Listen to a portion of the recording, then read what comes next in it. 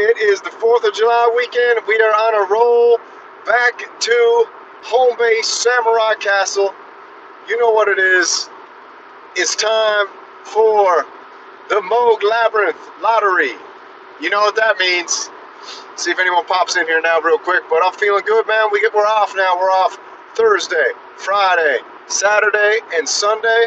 That's a nice little break down here in the US of A. Yo, what's happening?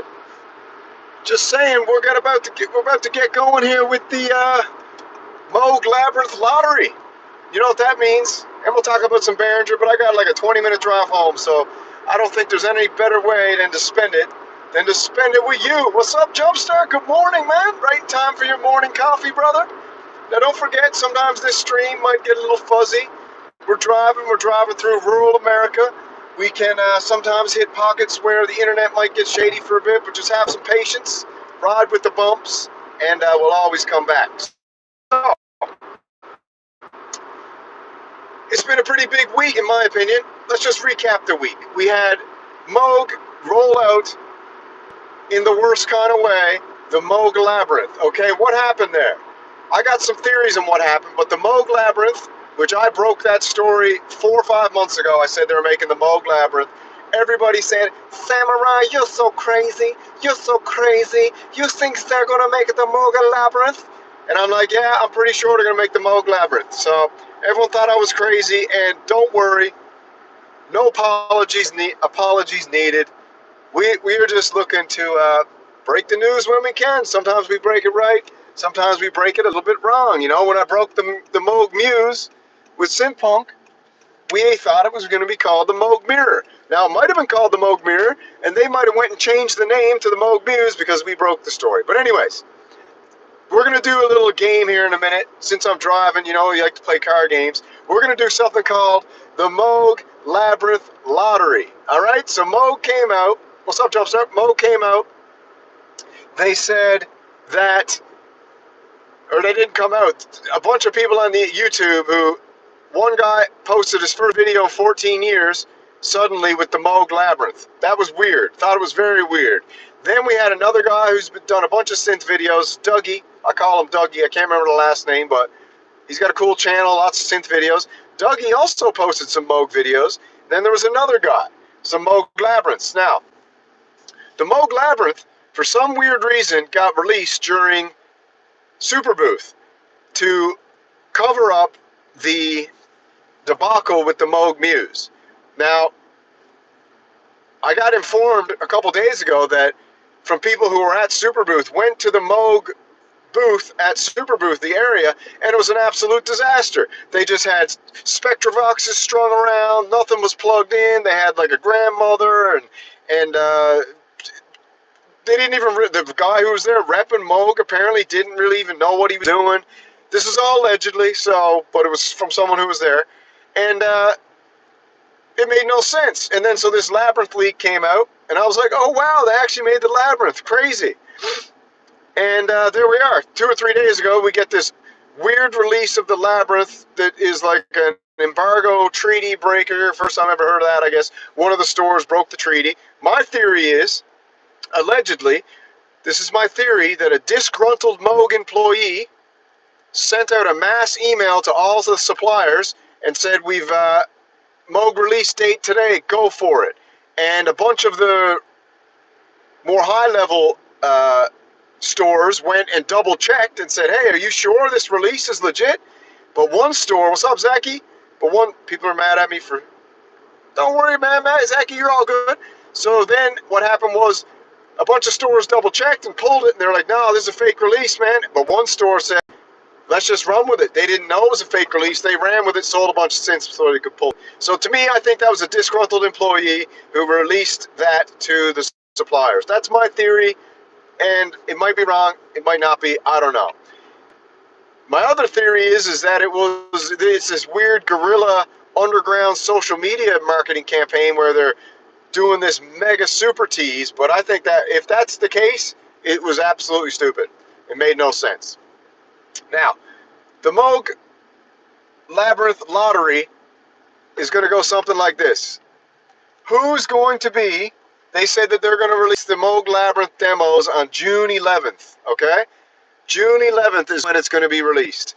Now, who is going to be the magical men from the Synth Mafia that are going to get expedited, super fast shipping, that Moog Labyrinth, to hopefully blanket out the absolute disaster of a release of this synthesizer, which, excuse me, if they did it properly, would have been a pretty cool release. You know, I don't really like the sound of it from what I heard. Yeah, exactly. That's what I think too. So I kind of knocked that theory out. My theory is a disgruntled employee who's like, screw this. Screw Moog. I'm going rogue. Didn't like the rhyme. So that's my theory. But the Moog Labyrinth lottery. Who's going to be the magical men that got super airplane, airlifted shipping, parachuted the labyrinths into their studios? Who's it going to be? We got so many people it could be. Where it's America, I don't know if they had time to get this over to Europe, to be honest with you. I don't think that any of the demos that come out on the 11th will be from Europe. They might be, but I'm thinking it's going to be an all-American cast. And this is who I'm thinking. It's going to be Jorb is on my bingo card. You can tell me who's on your bingo card. Who's going to be in the Synth Mafia that gets a hold of the Moog Labyrinth to try to clean up this mess? Jorb is number one. Jorb will be demoing a Moog Labyrinth. Number two, I think it's going to be Midlife Synthesis, number two. What's up, Casala de la Mocalamada Santa Marina? What's happening? What's up, Sir TV? What's happening? Number two, I think it's going to be Midlife Synthesis. Number three, I think it's going to be Red Means Recording. Number four, you think Loopop's going to get one? Is Loopop in America or Europe? I think that they're not going to have time to get it over to Europe. But, yeah, okay, so let's just run through not who it's going to be. We got Andrew Wang. We got Midlife Synthesis, Red Means Recording, Jorb. We got Loopop. We got Sonic State. We got Cuckoo. We got... Who else we got? We got Noire LeBlanc. He might get a hold of one of those babies, you know? We got the Harp Lady. Oh, yeah, actually, the Harp Lady. Does she have any Moog Sound Studios? The Harp Lady might be on the bingo list. All right, so we got the Harp Lady. We got Starsky Car on the list. I don't know if Gaz is on the list. Haven't seen much stuff from Gaz when it comes to Moog, though, have I? Not too sure. Who other? Oh, we might have Tiger Arcade, but Tiger Arcade, he's not in the Synth Mafia, and he gave a pretty bad review of the Spectravox, so I don't know if Moog will send him one or not. Demond might get one. All right, who's the top five? Throw it out there in the comments. Who's the top five in the Moog Labyrinth lottery? I'll give you my top five. And this isn't in any particular order. My top five for the Moog Labyrinth lottery on June 11th, and I'm going with an all-American cast because I don't think Moog has time to get it over to Europe in time to cover up this mess of a week they just had. Jorb, Red Means Recording, Midlife Synthesis, Harp Lady, Andrew Hong. That's who I'm going with. That's my top five. Jorb, Red Means Recording, Harp Lady, Andrew Hong, and Midlife Synthesis. That's my five. Tell me who your five are. And I think Jorb might be number one. Jorb might be, you know, what do you call that when the batter comes out? Pinch hitter. Jorb's the pinch hitter. Jorb's the pinch hitter who's going to have to come out of the woodwork and do a proper demo, because Jorb's the kind of guy, I love Jorb. Jorb's the kind of guy who can probably whip together a pretty hot demo of the Labyrinth real quick, because he's got lots of effects pedals that he can run it through to make it sound really nice. And because to be honest with you, I'm going to be blatantly honest with you, and this got nothing against the dudes who did the demos from YouTube, the leaked demos. Nothing against those guys.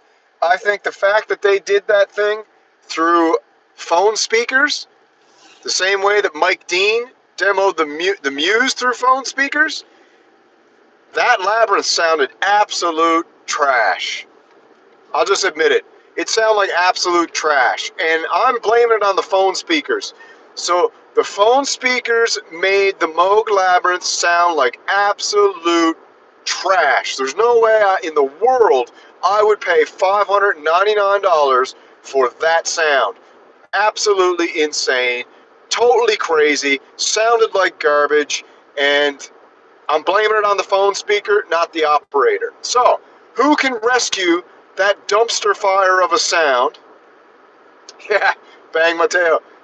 Move on, bro. I ain't moving on. I'm not moving on until I see the Moog Labyrinth lottery. That's when I'll move on, when I hit the lottery. Yeah, people like the Spectravox. I guess some people like it.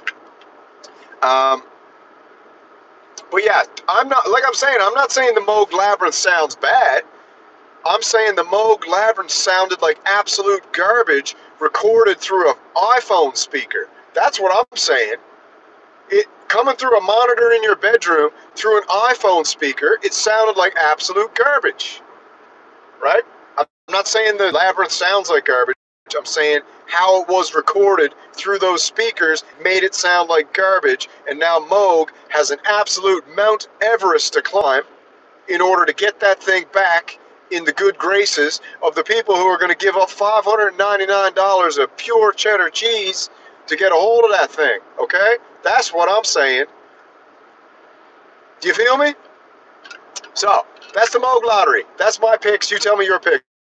My picks are Jorb, Andrew Huang, Harp Lady, Reds Beans Recording, and Midlife Synthesis. All American cast, because there's no time to get that over to Loop Pop in Europe. And Loop Pop will come with a demo soon, but June 11th, what's that? That's next Wednesday? Maybe there is time to get it to Europe if they airlifted it to them. Labyrinth versus Behringer. Yeah, well, here's the deal. I'm going to get a hold of the Edge, the Crave, the Spice, and the Vector Box and the Moog Maze when they clone those two. And if I got enough money saved up then, I might buy the whole Moog Sound Studio just so I can compare them. And then I will sell the Moog Sound Studio and I will keep the Behringer stuff, because everything I've heard, the Behringer Crave blows away the Mother 32. The Behringer Edge blows away the D-Fan. The Spice is obviously going to blow away the Subharmonicon. The Behringer Maze is going to blow away the Moog Labyrinth, and I don't know if they'll even do the Spectravox. They might as well. Behringer might as well clone all that stuff. But anyways, let's move on to news. We got Behringer news this week. The Behringer news this week, coming from my photographic memory, is we've got the PPG Wave, Behringer's clone of the PPG Wave, with the circuit boards, telling everybody that's ready to go this year. They will have that shipped out this year. And you know the Behringer math, once you see it on pallets, it's ready to go. So, we had the PPG Wave come out this week. We got images of it from Behringer headquarters. We also had the Behringer UBXaD desktop, which I put a pre-order in for. I can't remember if I canceled or not. I got so many pre-orders in that I don't even know what I got ordered anymore. Right? I pre-ordered the MS5, I pre-ordered the Behringer UBXaD, pre-ordered the TE05. We're back, baby. Don't leave me now. Going through some turbulence in the synth spaceship. If you're going to buy UBXaD, I think you should just get the UBXaD desktop. I think it's going to be $699, $799 maybe. I'm saying $699. Yeah, I'm in a bad signal area too, man. But we got through it. $699. Hit that like button if you hadn't hit the like button. Hit the like button. If you're new here, go and subscribe. My wife tells me I got to say it, so I got to say it. We're back. Yeah, I think if you're going to get a UBXaD, you get the UBXaD desktop. If you got a MIDI keyboard for $699, $799, a 16-voice, pure analog synthesizer, I don't think you can beat that, to be honest. If you want that analog sound, you want that rawness, you want that Oberheim goodness, and you want to pay $699 for it, that's what I would That's what I would go for if I was you. Because I don't think there's going to be a better analog synthesizer out there for that price. And in desktop form, you can fit that real nice. Yeah. Get a Rev 2 desktop? Nah, man. I might get a Rev 2 desktop. We'll see. I've been thinking about it, but my next purchases on the list are, oh yeah, and Behringer's got that little MIDI controller coming out too. The BC something something something. Someone throw the name in it. I don't know. Yeah. I got the MS5 on my gas list. I've got the UBXaD desktop on my gas list. And I've got the TE05 on my gas list. Rev 2 out of my price range. Right now it's out of my price range. Can't do it. Sorry. Just can't do it. You know, what do you guys think? What do you think of the Moog Labyrinth? I'll tell you what. I'm telling right now. Timestamp this. Timestamp this. Music Tribe and Behringer is going to purchase in music. Timestamp it right here. Crystal Ball. Timestamp it. Music Tribe and Behringer are going to purchase in music. Okay? I don't know what's keeping in music alive. To be blatantly honest with you, I don't know what's keeping them alive. Is the MPC ecosystem the only thing holding in music up? I don't know. Because what in music is allowing to happen to Moog is an absolute travesty. What in music is doing to the Moog name right now is an absolute travesty. It's synthesizer blasphemy. What in music is doing to that Moog brand. It's absolute synth blasphemy. They're taking poor old Bob Moog's name and they're destroying it. They destroyed it with the Moog Muse rollout. They destroyed it with the Labyrinth and the Spectravox rollout. And they destroyed it by closing down their iconic store. I mean, come on, man. That store, I don't know, maybe they're going to leave it all up to the Moog Foundation to carry on that, but the more I thought about it, I thought it was like a good idea they closed down that factory store. And then I went and read about it, and I read that they used to do like 2 tours a day. They'd go over the history of the music, the history of the instruments, the history of Bob. That is kind of a museum-esque type thing. But then you could play all the Moog gear, and if you wanted to purchase something from Moog, you could. And then tourists that came in who were interested in music and music history, they could go in and play all the gear. So I actually kind of thought that was like, that was very corporate, you know? And I think that maybe Behringer should open a Behringer store. I think that Behringer should make Guitar Center just their own store now. They should call it Music Tribe. Music Tribe Music Center. Or Behringer HQ Music Center, you know? Or Uli's Wonderland of Sonic Fantasy. Something like that. Uli's Wonderland of synthesizer spectacularism. That's what they should call it. You know, that's what I think they should call it. They should just make their own store now because we're going back to the kinetic vibe. You know, people like buying stuff online. There's a place for that. That's fine. Have your online store. Cool, cool, cool. But man, the more I think about it, the more I think people want to get back to going into places and putting their hands on stuff and playing an instrument before they buy it instead of just hearing someone on YouTube demo it through like super hi-fi speakers and guitar pedals, you know. You want to go in there and test it out and play it and see what it actually sounds like. I'm disappointed, man. I'm disappointed in what I really thought that in music was going to have a much more respectful transition for the Moog name. And I guess I don't know if it's the Moog employees who are not playing ball, and in music's just saying, all right, if you guys aren't going to play ball, you guys run the company, and when you run it into the ground, you guys will be responsible for destroying the name, not us. But heavy's the head that lies the crown, and music is the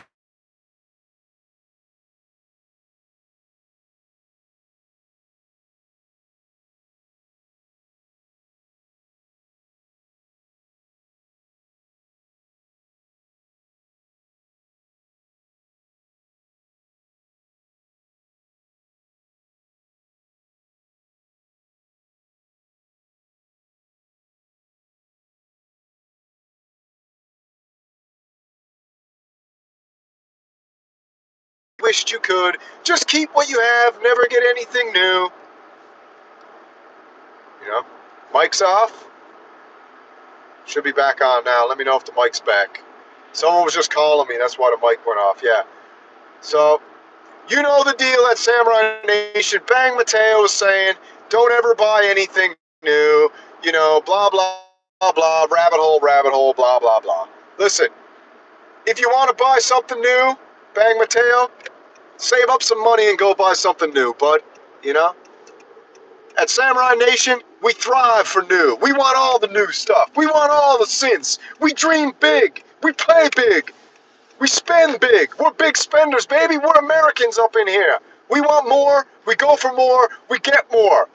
All gas, no brakes, baby. All right, I'm going through Rural Zone. I got to go. That's that synth car, baby. Sloo, sloo.